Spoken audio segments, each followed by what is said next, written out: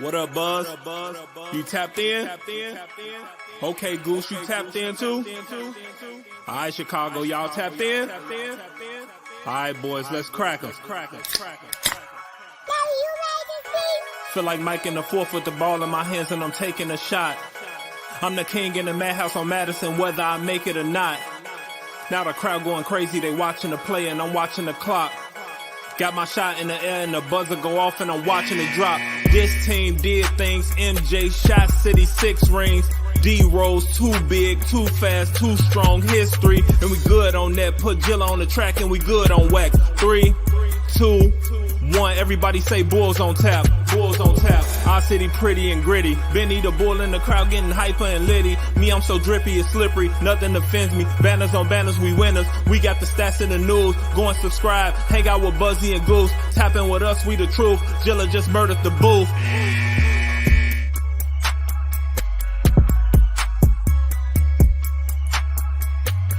Ladies and gentlemen, welcome to Bulls on Tap. I'm your boy Buzz. I'm joined by my dude Goose, aka Bull Scripted, and we are here to recap another Chicago Bulls win. That's right, we're streaking 106-88 over the Charlotte Hornets. But before, oh my God, it's getting hot in here already. If you're on the video version, you better get ready for an X-rated show. God damn it!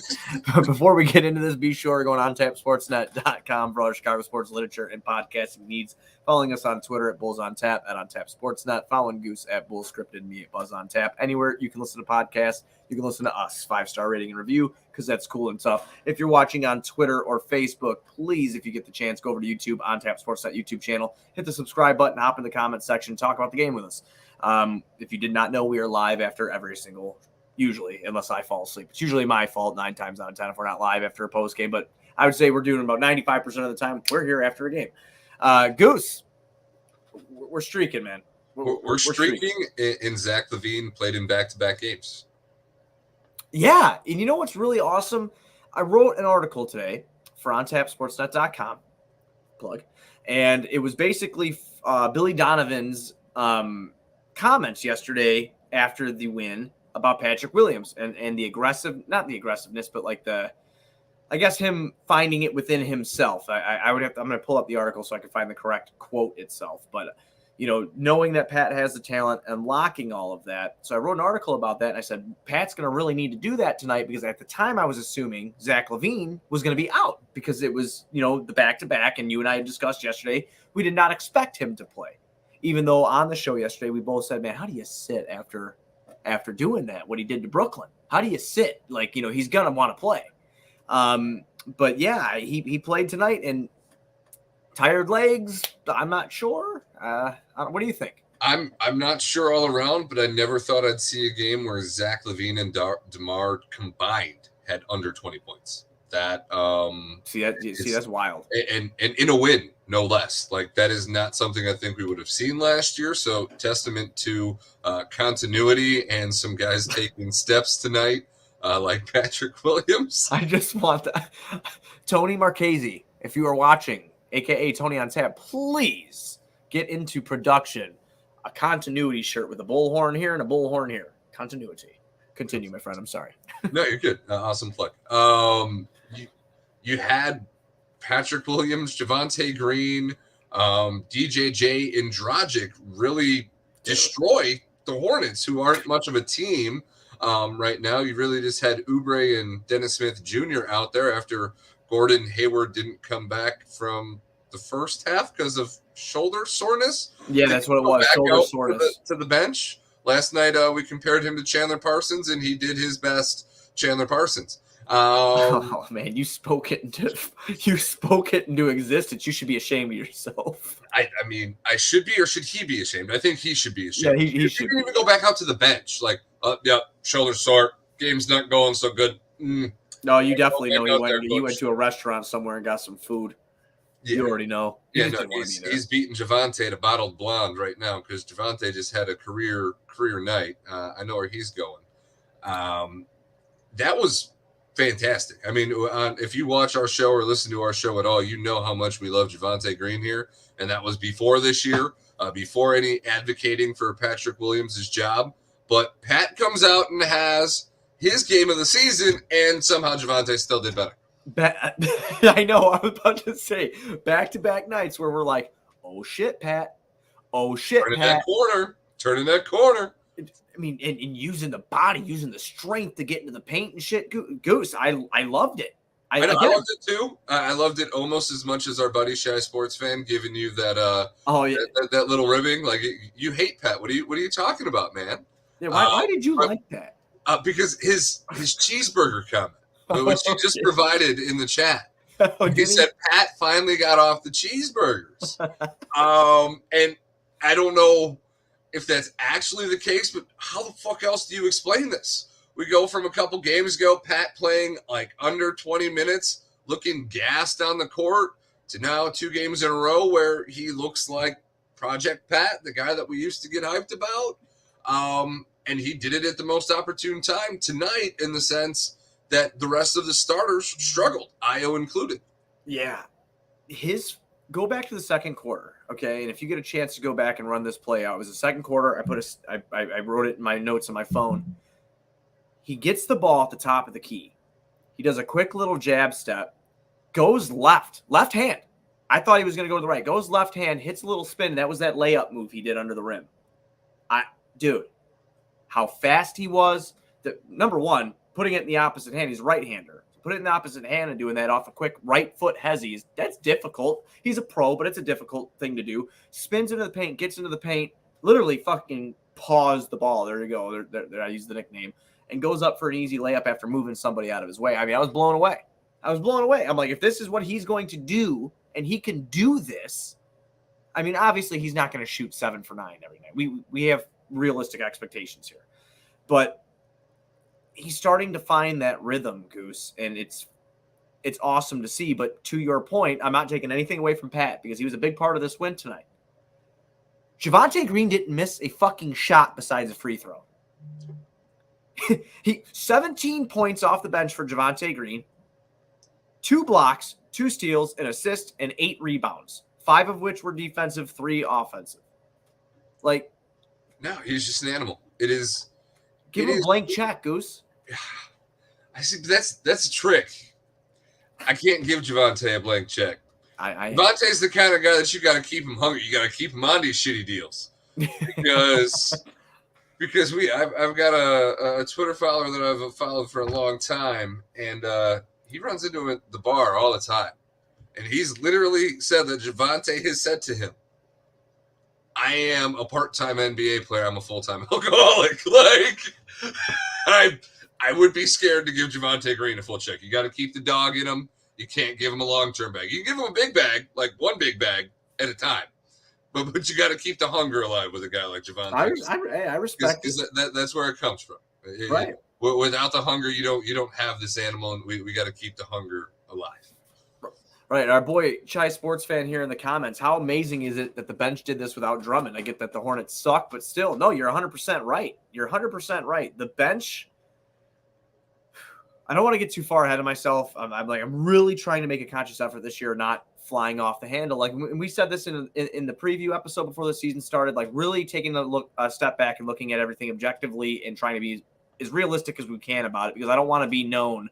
Like, we laugh about being homers, especially me, but I don't want to be known as like, oh, the Bulls can do no wrong. But I'll tell you something right now, man. I underestimated the bench going into the season. I did. I underestimated the bench.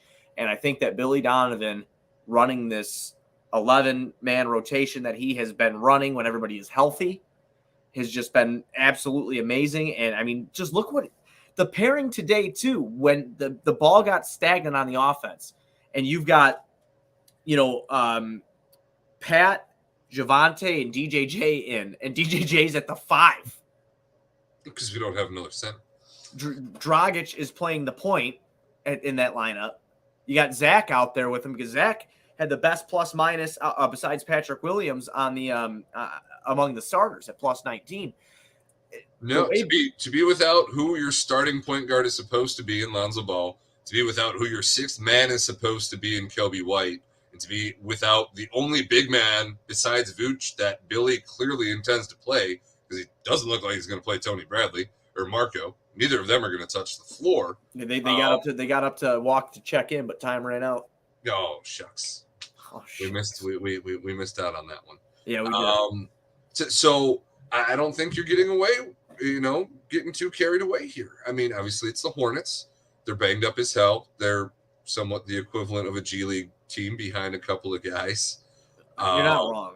And I mean, is that their move? Like, is it coach up the youth and let LaMelo sit the year out and go for Victor? Like, what's going on over there?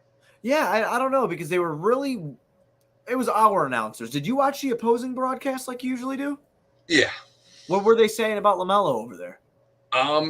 Ankle injury, just no real timetable. It was so he does not have a timetable. Similar to Lonzo. It sounded like they were talking about Lonzo Ball. Like, both Ball brothers are just like not playing basketball. Oh, wow. So I don't know. He has the potential to be out a while then. I guess, which was weird because during one of the breaks, he's over there like break dancing, and I'm like, oh, he's moving. He's like, I don't know. I'll tell you what, man. Listen, that kid who's coming out, Victor. I'm not even trying last name because I'm fucking up.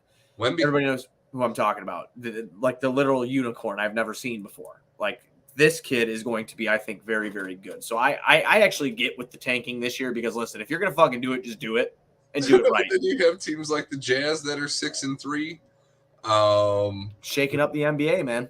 Yeah, it's shaking up the NBA. But that's wild, though. Like, I didn't know that. I didn't, like, in all seriousness, I didn't think that he'd be sitting for any sort of ulterior motive or anything like that. I didn't realize his injury might have been. He has not played basketball yet. Well, I know he hasn't played basketball, but I haven't really kept up on Hornets. I know he has been out, but I remember in the beginning of the season they didn't expect him to be out too long. So the fact that they said there was no timetable, that's crazy. They didn't put a date on it. Okay, you got to answer a fan question here. Why does Goose watch the opposing broadcast? Some kind of weird kinky. It's whatever broadcast I can watch for free. It's very true. There's no real kink to it here, buddy. It's really plain and simple. Whatever one I click on, it's the one I watch. Yeah, and more times than not. Ooh, you stealing? Adam and Stacey are not the one that gets shared for free. I guess CBS Chicago be all up on that shit, blocking all that free streaming stuff, and the Charlotte's broadcast does not care because what happens in Charlotte stays in Charlotte, apparently. I just got to send you my YouTube TV login. I haven't done that yet. I'll just do it. But that's hysterical. No, but he's done that since we've started the show. And he does. Like, sometimes, like, when he does that, he brings different perspective in from opposing announcers. Well, it is really weird and I guess maybe it has become a kink. I genuinely tend to enjoy the opposing broadcast more than our own broadcast. And maybe it's because I just get ours so often and I have forever. And it's nothing against Stacey and Adam. I just like the opposing perspective. I like to listen to commentators, not just give my team the benefit of the doubt. I want to hear them like talk about like, oh, no, that wasn't a foul. That wasn't a foul. I want to hear that bias from another team because it keeps me grounded in a way. And then a lot of other teams are more stat oriented. So somebody who takes notes throughout the quarters, it is a little easier to get a little cheat sheet for myself listening to opposing broadcasts too, because instead of all the homerism and excitement, it is generally a little bit more like, oh, in the second quarter, Vucevic at this point of the season has hit 28 out of his 30 free throws. Like, Stacey. Yeah, we'll very rarely hear that on our broadcast, I feel like. Yeah. So just little fun shit like that. You see, I can't watch the opposing team. I'm stuck with Stacey and Adam now, and before Stacey and Neil, because I am. I would get too homer, and if I'd be listening to another team's broadcast, they said something stupid like, "How do I call in here?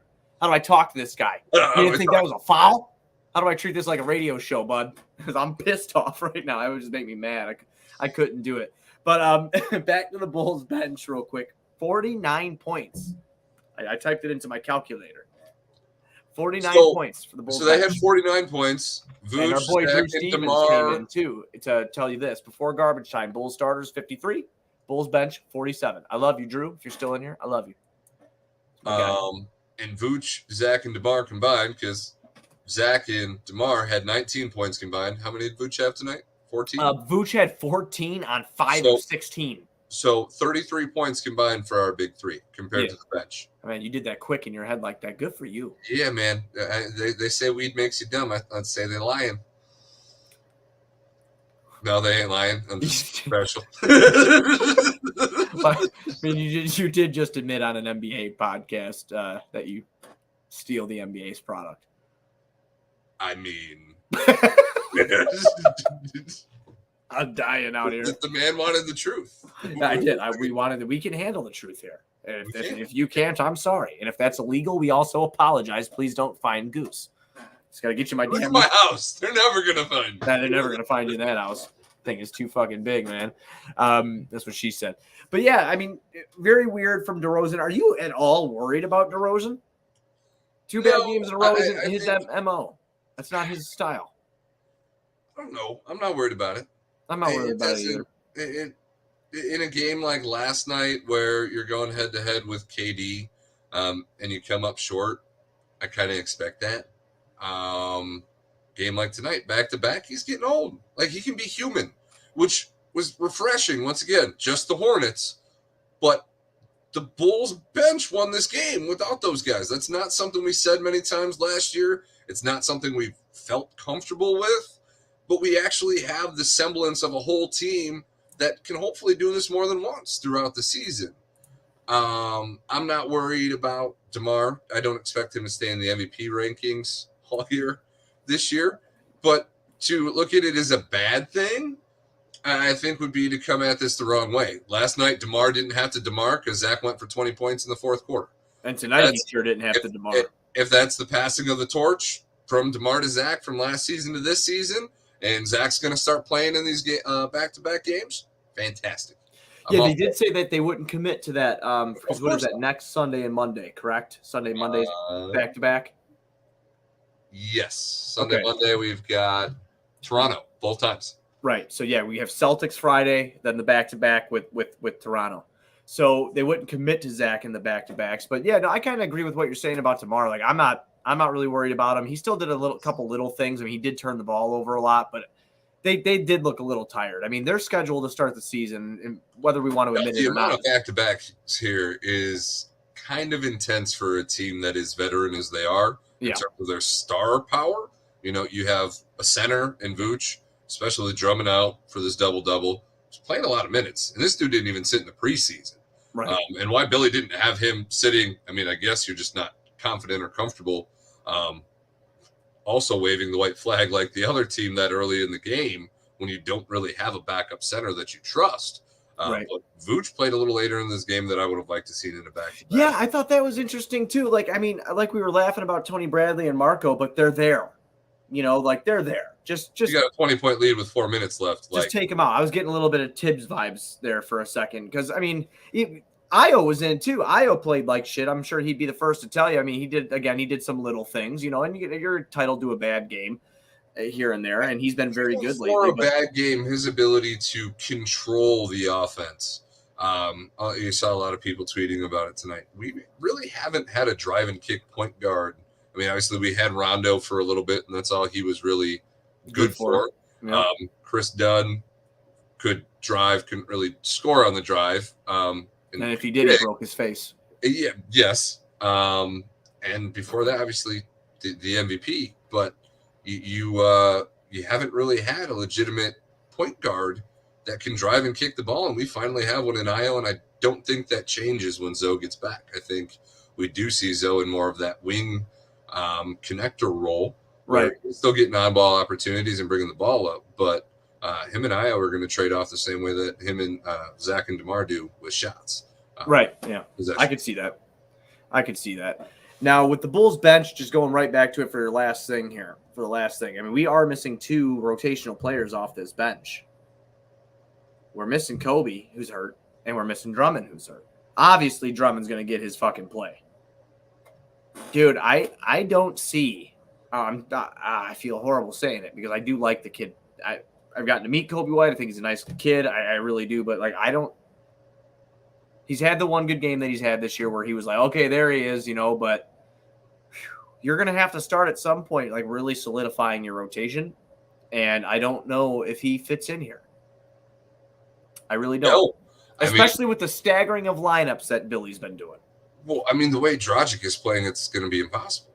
Like, unless Billy wants to continue to play small, which I don't know that that's the way. Maybe playing small big like we were tonight with DJJ at the 5 is something we see more of. That was sweet. Because I like that more than I like seeing a whole bunch of guards out there on the floor. Yeah. Especially when you're really just assuming that you're going to be able to outshoot and outscore these teams on the offensive end, and you're sacrificing that defensively. Right. I like having 3 crazy athletic forwards out there. Like I told you earlier in the show, I loved that when that rotation came in. I'm gonna have to talk to Drew because Drew is like very good at finding like the rotation shit. He showed me all how to find these like advanced stats and stuff. But I'd be very curious to see like if this lineup keeps happening after like maybe 3-4 game sample size, what the lineup of Pat, Green, and DJJ do together out there. Well, no, the intensity and the athleticism and just the versatility of that lineup was exciting to see. Obviously, you really only had Plumlee out there tonight, who isn't much of a player at this point, at least from what I saw. He's fucking balling, man. 11 and 13 on us. What's going on? And you made fun of him last night. Don't they have a Plumlee? That's what you said, man. He comes out. He wanted you to know his name tonight. He finished +1. Yeah, well, what a guy. What a guy. You made me 7'2". I'd probably go 10 and 10 most nights too. I don't know that it's really that. Watching him play is not aesthetically pleasing. I'll leave it at that. Yeah, it's not. It's not. So maybe you can't get away with this every night, but even the more versatile stretch 5s that present themselves, that might be a lineup that you have to go to. So it's curious to see if this was a one-off or if we get more of that. We're getting some fun comments here in the comment section. Or trade Kobe for YouTube TV subscription for Goose. All right. Yep, that's good. I like that. We got Drew in here. Can the Bulls trade Kobe White for a pair of healthy left knees? That's what do you want to trade Kobe for, Buzz? I don't know. I'd call New York and see what if I can get Cam Reddish. All right. Well, I'm on board with that. I would never. I probably couldn't. I probably couldn't. But I mean, he only played 15 minutes tonight. I mean, he's not really doing much over there in New York right now. He's only averaging 18 minutes a game. This kid out of Atlanta showed some shit a couple times too. And when he went to New York, for whatever reason, Tibbs don't like Buddy. Why do you trade for somebody because Tibbs didn't trade for him. I get Tibbs didn't trade for him. So is this just a weird power flex by Tibbs? Like, I'm only the coach now, but I decide who plays. Right. You can trade for him, but I ain't got to play him, huh? Right. 100%. Are you paying Reddish, though? That's the question. I don't need to fucking pay either of them. I just want to see what Reddish does in a Bulls uniform. Give me a little bit more. I'm so guard heavy. We're so guard heavy on this team, and if Kobe's that expendable, yeah. Why don't you go get something that's more of use for versatility? I'll bring in a 6'8" forward. I'll bring in another 6'8" forward. I think you have more use in any situation for a 6'8" forward than you do Kobe White right. And that's just a hypothetical bullshit. I don't think that'll happen. It's just hey, we got to speak it into existence because I'd like to see it happen. Yeah, I wanted Cam Reddish to begin with. I'm sorry, Kobe. I too wanted Cam Reddish to begin with. It is what it is, and that's not even a knock on Kobe to this point because he's probably had a better career than Cam. Oh yeah, he has. But for this Bulls team, I do think that Cam Reddish in a utility role would be more valuable than Kobe White as a sixth man. But that's also really easy to say when Goran Dragic is playing like a sixth man of the year off the fucking bench to start the year. Who put money down on Goran Dragic being the sixth man of the year through fucking how many games are we through now? 8, 9? No, I mean it's ridiculous. I didn't see that coming. The confidence and the swagger that this man has at 37 is I hope to have that in 8 years. Shit, I'm 31 now. I ain't got nothing. Yeah. I'm dying out here, coach. Fucking 9:45. I'm like, take me out. I'm ready to be tucked in. You know what I'm saying? The only thing that's on my mind right now after the pod, for real, this is what's going to happen after the episode here. I'm going to get the app. I don't need to edit this because we're so goddamn good. We're just going to throw it up. I'm just kidding. That was shitty. But that's really what I'm going to do, though. I'm just going to throw it up there. I'm going to get it posted. I'm going to go upstairs, get a glass of milk, and eat some Mega Stuff Oreos, and then I'm going to go lie down. Mega Stuff? Yeah, you heard what I said. That's a thing, yeah. It's Mega Stuff Oreos, and then I take the top off of one, and I take another one. I make a giant fucking Oreo. You get the Mega Stuff, and you stuff two of them together. Yeah. I mean, what would you call that? Double mega stuff? I'm fucking out here innovating. I'm inventing. You know what I mean? Like, that's what I do, man. Shit. So I'm going to eat like 4 or 5 or 6 or 7 or 8 of those, and then I'm going to go to bed. That's the plan. But Fair enough. yeah. But all right. Do you have anything else in this game before I start daydreaming about my Oreos again? Nothing more to this game. We do have Boston again Friday night, which is not going to be a walk in the park. And that's on ESPN too. It's on ESPN. Okay. Yes. Last year we didn't do so great on national TV. We should probably try to do better this year. That's very true. That's very true. Boston's coming off a pretty big loss tonight. They went to overtime with Cleveland. And Cleveland has only lost one game. I believe they're 6-1 now. So Cleveland is 6-1. They just took down Boston again in overtime, 114-113. Cleveland's on a fucking roll. It won't last because it's Cleveland. So that's all I have to say about that. But, you know, Tatum, we've seen this team before. Tatum, Brown, I'm not worried. Let's see what we can do here. Get a day of rest. Hopefully that will open up bringing Andre Drummond back, who had a pretty good game against Boston the first time out. Yeah, he looked pretty lively on the bench, which was encouraging. Obviously, you can't ever read too much into that because just because you can walk around doesn't mean that your shoulder isn't jacked up. You know, look at Gordon Hayward. We didn't even see him come back to the bench. Right. What a terrible teammate. Like, hey man, my shoulder hurts. I'm a guy. Suck. My shoulder hurts. My shoulder hurts, man. I've been carrying this team to There's some mediocrity. Oreos and a glass of milk calling my name, guys. I'm going home. Man, I wonder what MJ's sitting there thinking right now. Gave this dude all this money, and he don't want to play with no scrubs. Nope. Unbelievable, dude. Unbelievable. Gordon Hayward, and his haircut, by the way, is stupid. Who is his barber? I don't know, a Jagoff. I mean, is he like cutting his own hair with his sore shoulder? Like, I don't know. No wonder why. I mean, he looked like fucking a little bit more aerodynamic. Maybe he had like a Sonic the Hedgehog thing going on, but he ain't fucking fast. Yes. No. Mm-mm. Oh man, how brutal! Wow, we're making fun of people now. That's not usually our MO here, but no. It's time for cookies. Getting cranky. It is. It's time for cookies and milk, bro. 100%. Time for cookies and milk. Okay, don't miss the game on Friday against Boston. Goose and I will be live after the game. Again, that's at 6:30 Eastern. Not Eastern time. What the fuck? Central time. That's where we live, in the Central. 6:30 Central time on ESPN against the Celtics. I don't have anything else, man. Do you have any parting words before we leave? Javonte Green is a beast. Have a great night. Javonte Green Power Hour. Remember, that's the what would you say, the alter ego to this show? Javonte Green Power Hour. Yeah. Perfect. Be sure to go on TapSportsNet.com for all your Chicago sports literature and podcasting needs. Go to the YouTube, subscribe on TapSportsNet YouTube, subscribe, hit the bell. You get a notification every time we go live. We'll be back Friday night after the Bulls take on the Boston Celtics.